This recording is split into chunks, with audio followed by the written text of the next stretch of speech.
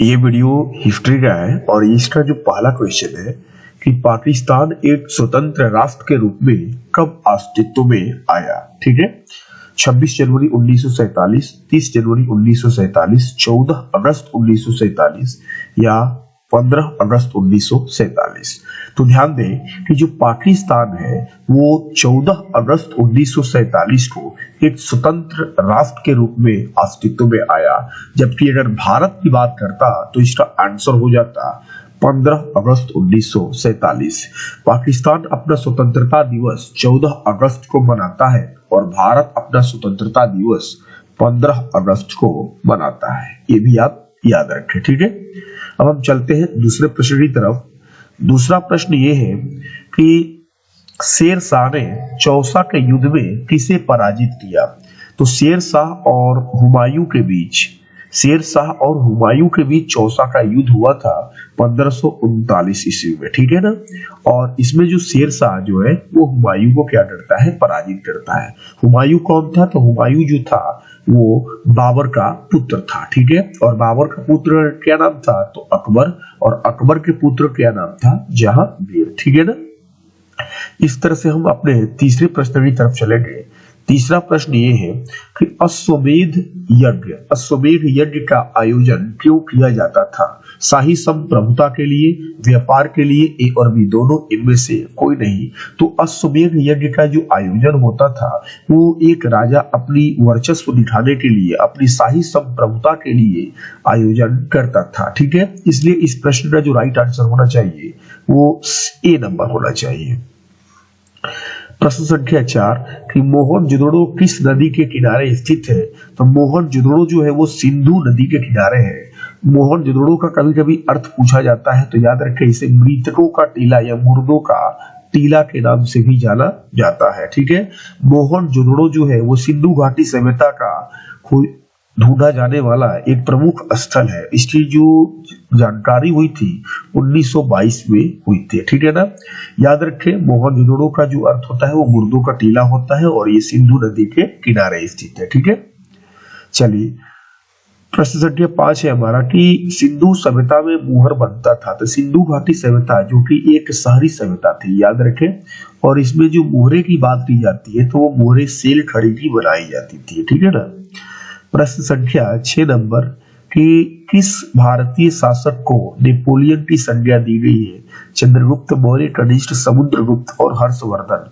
तो इस प्रश्न का जो राइट आंसर होगा वो सी नंबर होगा, समुद्रगुप्त। समुद्रगुप्त जो था वो गुप्त वंश का शासक था। ठीक है, और गुप्त वंश के संस्थापक पूछा जाए तो वो श्रीगुप्त थे। ठीक है ना, ये भी इसे याद रखें। तो किस भारतीय शासक को नेपोलियन की संज्ञा दी गई थी? तो समुद्रगुप्त को। ठीक है, प्रश्न संख्या 7 है हमारा कि 16 महाजनपदों में सबसे शक्तिशाली महाजनपद कौन था? ठीक है, मगध, अवंती, कौशल, गांधार। याद रखें बच्चे कि एक प्रश्न ये भी पूछा जाता है कि इतिहास में कुल कितने महाजनपदों का वर्णन मिलता है? तो 16। ठीक है, और 16 में से जो सबसे शक्तिशाली था वो था मगध। ठीक है ना, याद रखें। अगले प्रश्न की तरफ चलेंगे कि किस शिलालेख में अशोक के कलिंग विजय का उल्लेख मिलता है? अशोक का अगर अंतिम युद्ध पूछा जाए तो ये याद रखें कलिंग विजय। ठीक है ना, कलिंग कहाँ है? तो ये उड़ीसा में पड़ता है। ठीक है ना, उसका पुराना नाम उड़ीसा का कलिंग था। ठीक है, और ये जो अशोक ने अपने 13वें शिलालेख में लिखवाया था अपने कलिंग विजय की गाथा के बारे में। ठीक है ना, तो याद रखें कि अपने जो कलिंग विजय की जो वर्णन मिलता है वो 13वें शिलालेख में मिलता है। अशोक कौन था? तो अशोक जो है चंद्रगुप्त मौर्य का पुत्र का नाम था बिंदुसार और बिंदुसार के पुत्र का नाम था अशोक।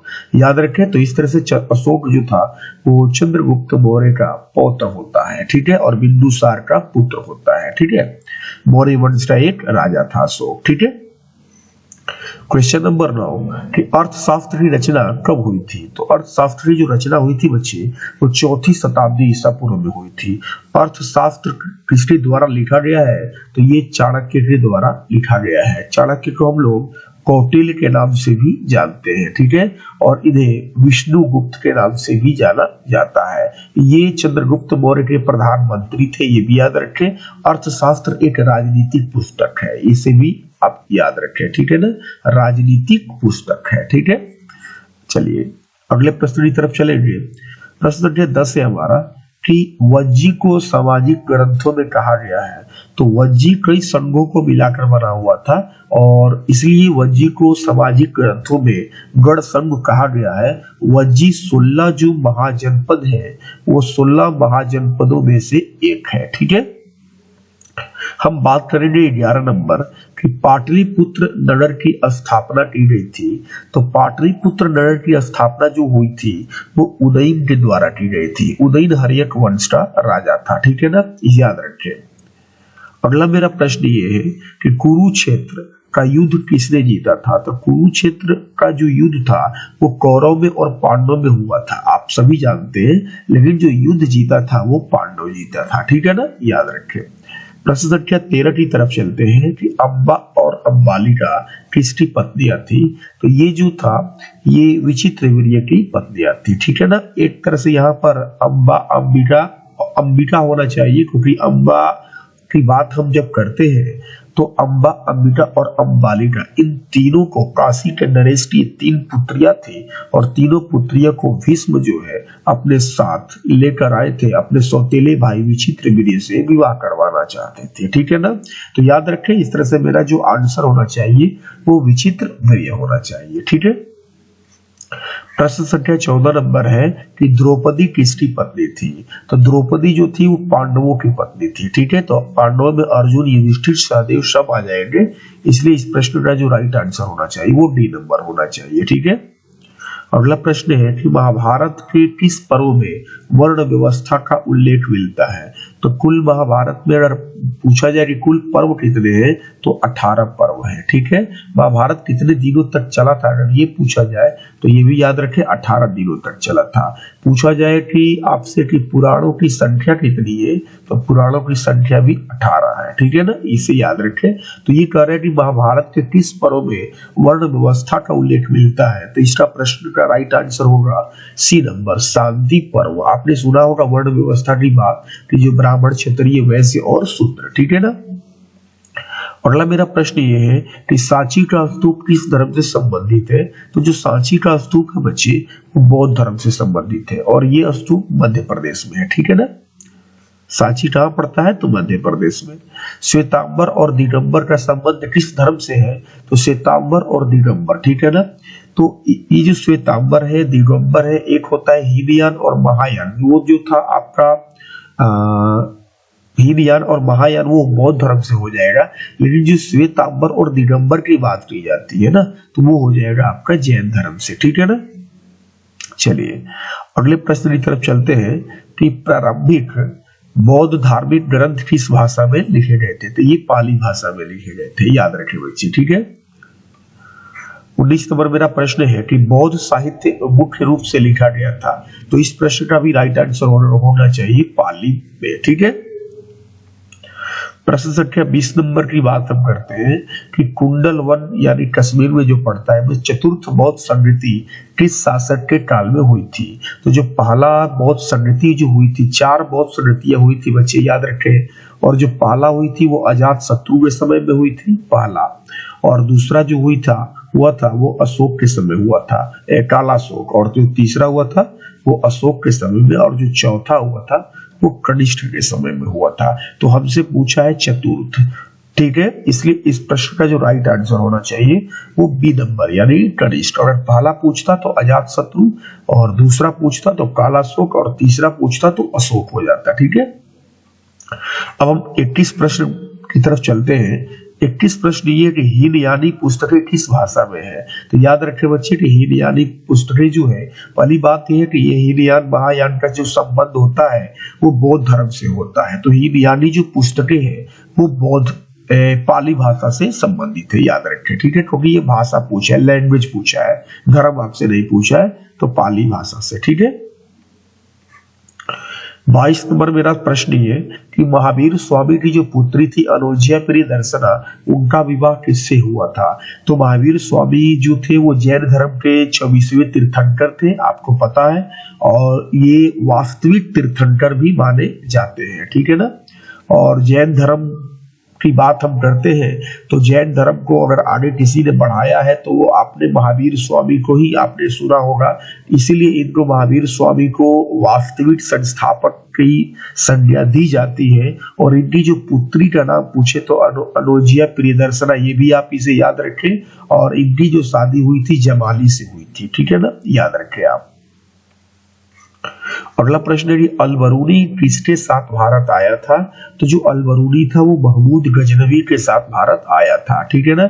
महमूद गजनवी ही था जो भारत पर 17 बार आक्रमण किया था, ये भी याद रखें। और अल-बरूनी कई भाषाओं का भी जानकार था, ये आपको पता होगा। 24 नंबर मेरा प्रश्न ये है कि वास्को डी गामा कब भारत पहुंचा था? तो ये भारत पहुंचा था 17 मार्च 1498 को, ठीक है ना। सी नंबर इसका राइट आंसर हो जाएगा। 25 नंबर मेरा प्रश्न है कि अनेक विदेशी यात्रियों ने भारत की जिन 2 चीजों को असामान्य माना है वे हैं, तो दूध, अंडे, नारियल, पान, पपीता तथा टमाटर, खरबूज तथा तरबूज। तो इस प्रश्न का जो राइट आंसर होगा वो बी नंबर, नारियल तथा पान। आपने इब्न बतूता का नाम सुना होगा। इब्न बतूता एक मोरक्को का यात्री था जो कि 1333 में भारत आया हुआ था, ठीक है ना। और ये नारियल तथा पान से बड़ा ही मतलब कि असामान्य वो आश्चर्यचकित हुआ, इन दोनों से प्रभावित हुआ, नारियल से और इससे पान से हुआ था, ठीक है। इब्न बतूता के द्वारा एक पुस्तक लिखा गया जिसका नाम है रेहला। कभी कभी ये भी प्रश्न बहुत बार पूछे जाते हैं कि रेहला पुस्तक के लेखक कौन है? Ibn Battuta. इब्न बतूता जो कहता था कि किताबी ज्ञान से ज्यादा ज्ञान जो है वो घूमने फिरने से मिलता है, यानी यात्रा करने से मिलता है, ठीक है ना। तो याद रखें इस प्रश्न का जो राइट आंसर होना चाहिए वो बी नंबर होना चाहिए। मेगास्थनीज कौन था? तो मेगास्थनीज जो था वो यूनान का राजदूत था, ठीक है। इसलिए इसका राइट आंसर सी होगा। मेगास्थनीज के द्वारा ही इंडिका नामक पुस्तक लिखा गया है, ये भी आप इसे याद रखें। चंद्रगुप्त मौर्य के दरबार में ये आया हुआ था, ठीक है, याद रखें। आईने अकबरी किसने लिखा है? ठीक है ना। तो आईने अकबरी जो है इसका जो लेखक है वो अबुल फजल है। अबुल फजल जो है अकबर के दरबार में रहते थे। अकबर के जो नवरत्न थे, 9 रत्नों में से एक थे, ठीक है। 9 रत्नों में से एक थे कौन? अबुल फजल, ठीक है। संत कबीर का जन्म कहाँ हुआ था? तो इनका जन्म वाराणसी में हुआ था। इनका पालन पोषण नीरू एंड दीमा नाम के व्यक्तियों ने किया था, ठीक है ना। दंपति आप बोल सकते हैं क्योंकि वो पति पत्नी थे, है ना। 29 नंबर मेरा प्रश्न ये है कि निम्नलिखित में महिला संत थी। तो महिला संत थी, मीरा भी थी, अंडाल भी थी, कराईकल भी थी, ठीक है ना। मीरा जो राजस्थान में और अंडाल और कराईकल जो है ये दक्षिण भारत में। मीरा जो थी वो कृष्ण की दीवानी थी, ये आपका बहुत बार ये प्रश्न पूछे जाते हैं। और अंडाल जो थी वो विष्णु, भगवान विष्णु की, और कराईकल शिव की, ठीक है ना। इसे भी आप याद रखें। इसलिए इस प्रश्न का जो राइट आंसर होना चाहिए वो डी नंबर होना चाहिए। 30 नंबर है कि दक्कन में चोल शक्तिशाली बन रहे थे। तो दक्कन में चोल शक्तिशाली बन रहे थे 9वीं से 13वीं शताब्दी के बीच, ठीक है ना, याद रखें आप। 31 नंबर ये है कि पुष्टि मार्ग का जहाज किसे कहा जाता है? तो पुष्टि मार्ग का जहाज जो है यहाँ पर हम बोल सकते हैं कि वल्लभाचार्य को कहा जा सकता है, ठीक है ना। चलिए 32 नंबर सवाल है कि राजकुमार दारा का संबंध किस सिलसिले से था? तो इनका जो संबंध था वो चिश्ती सिलसिले से था, ठीक है ना, याद रखें। यानी कि इसका राइट आंसर ए होगा। बंगाल के प्रसिद्ध संत कौन थे? तो बंगाल के जो प्रसिद्ध संत थे वो चैतन्य महाप्रभु, ठीक है, याद रखें, चैतन्य महाप्रभु थे। भारत में मुगल वंश का संस्थापक कौन था? तो भारत में मुगल वंश का संस्थापक बाबर था, ठीक है ना। और बाबर के बाद इसका बेटा बना हुमायूं, और हुमायूं का बाद इसका बेटा बना अकबर, और अकबर के बाद इसका बेटा बना जहांगीर, ठीक है ना। चलिए ठीक है, बढ़े आगे। अगला मेरा प्रश्न ये है कि विजयनगर का महानतम शासक कौन था? तो सब जानते हैं, सारी दुनिया जानती है कि विजयनगर का जो महानतम शासक था वो थे कृष्णदेव राय, ठीक है ना। कृष्णदेव राय के ही दरबार में तेनालीराम रहा करते थे, ये भी याद रखें। जिस तरह से अकबर के दरबार में बीरबल रहा करते थे वैसे ही कृष्णदेव राय और तेनालीराम की कहानियां भी बहुत ज्यादा प्रसिद्ध है। चोलों की सबसे छोटी प्रशासनिक इकाई कौन थी? तो सबसे छोटी पूछा है तो याद रखें बच्चे ऊर होगा, ठीक है ना। 37 नंबर है कि होयसलों के राज्य का विकास हुआ था, तो ये हुआ था कर्नाटक में, ये दक्षिण भारत में ये शासन ये जो वंश था ये दक्षिण भारत में चल रहा था, तो इसलिए इस प्रश्न का जो राइट आंसर होगा वो कर्नाटक होगा। ठीक है। 38 नंबर प्रश्न है कि प्रसिद्ध विरूपाक्ष मंदिर कहाँ स्थित है। ठीक है, तो ये हम्पी में है, जो कि कर्नाटक का आप बोल सकते हैं। ठीक है। रूस में भारत विद्या का जनक किसे कहा जाता है, तो ये कहा जाता है G.S. लिवी देव को कहा जाता है। ठीक है। अगला प्रश्न है कि अब्दुल रज्जाक विजयनगर किसके शासन काल में आया था, तो ये आया था आपका कृष्णदेव राय के शासन काल में आया था। ठीक है, कृष्णदेव राय। तेनालीराम का संबंध किस राजवंश से है, तो तेनालीराम का जो संबंध है वो विजयनगर के राजवंश से है। ठीक है, मैंने पहले भी आपको बताया ये कृष्णदेव राय के दरबार में रहा करते थे। अगला प्रश्न है कि आईने अकबरी कितने भागों में विभक्त है, तो ये 5 भागों में विभक्त है। ठीक है ना। आईने अकबरी के लेखक कौन है, तो अबुल फजल है, जो अकबर के दरबार में 9 रत्नों में से एक थे। अगला प्रश्न है कि मुगल काल में भारत में सबसे ज्यादा उगाई जाने वाली फसलें कौन सी थी, तो वो थी चावल, गेहूं, ज्वार, बाजरा। ए नंबर इसका राइट आंसर होगा। ठीक है। खरीफ फसल किस ऋतु में होती है, तो ये जो होती है आपका ये जो खरीफ फसल है, ठीक है, ये किस ऋतु में होती है, तो आप इसका कमेंट में आप जवाब दें कि ये खरीफ फसल जो है, खरीफ फसल में आपको पता होगा कि इसमें आ जाता है चावल, है ना, चावल आ जाता है, मक्का आ जाता है, खरीफ फसल, और आपको कमेंट में बताना है कि किस ऋतु में होती है। ठीक है। पेस्टस का क्या अर्थ होता है, तो पेस्टस का जो अर्थ होता था वो एक तरह से मुगल राज्य के द्वारा ली जाने वाली एक प्रकार की भेंट होता था। ठीक है ना, याद रखें। 46 नंबर मेरा सवाल है कि शिकार के समय रास्ते में पड़ने वाले गांव में भू राजस्व संबंधी जानकारी किस सम्राट ने सर्वप्रथम प्राप्त की, तो वो सम्राट का नाम था अकबर। ठीक है ना, याद रखें अकबर था, अकबर के ही दरबार में नवरत्न रहा करते थे, और अकबर हुमायूं का पुत्र था। ठीक है ना, और अकबर का पुत्र का नाम जहांगीर था, जिसे हम सलीम के नाम से भी जानते हैं। ठीक है। अगला मेरा प्रश्न ये है 47 नंबर कि प्रथम विश्व युद्ध की समाप्ति कब हुई थी, तो ये समाप्ति हुई थी 1918 में, यानी कि ए नंबर। ठीक है। अमेरिका का पता किसने लगाया था, तो ये 1492 ईस्वी में कोलंबस जो था वो अमेरिका का पता लगाया, ऐसा कहा जाता है। और 1498 में, ठीक है, वास्को डी गामा ने भारत की खोज की। ठीक है। अमेरिका के प्रथम राष्ट्रपति कौन थे, तो अमेरिका के जो प्रथम राष्ट्रपति थे वो थे जॉर्ज वॉशिंगटन। ठीक है, जरूर याद रखें आप। 50 नंबर जो मेरा लास्ट प्रश्न है कि कोलंबस मूलतः किस देश तक का था, तो ये था पुर्तगाल का। ठीक है ना, याद रखें आप, जो कि अमेरिका की खोज की थी। धन्यवाद।